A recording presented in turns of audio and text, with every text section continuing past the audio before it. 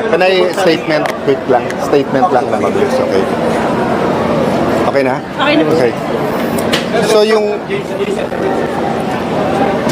main concern ko ngayon bilang minority leader, bilang tagapagsalita ng minority, bilang isang nasa oposisyon, ay yung tingin sa atin ng buong mundo.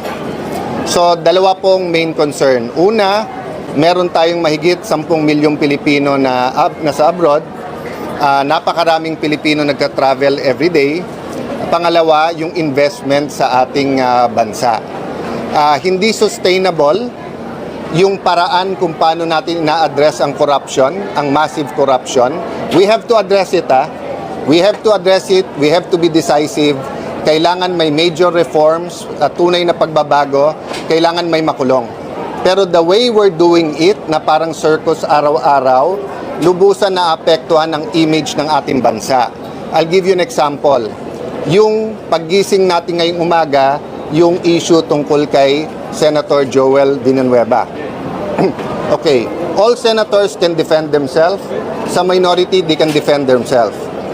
I'm really hoping na nagkamali lang si Ombudsman Remulla at mali ang binigay ng staff niya kasi malinaw na malinaw, dinismiss na yung kaso na yan. Klarong-klaro po yan.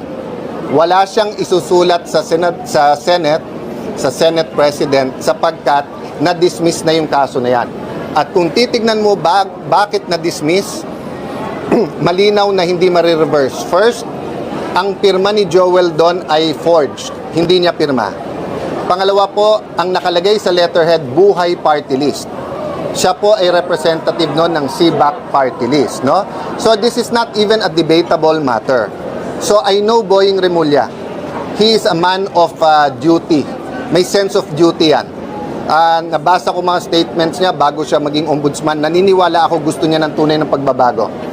Marami akong issues na hindi agree sa kanya, but I see his sincerity na gusto niyang parusahan ang dapat parusahan. Unfortunately, parang naging circus nga, palakasan ng palakpak. And we know that there are certain people who are against Joel, who are against the minority. So, habang ginugulo ito ng mga mastermind, sila'y nakakawala.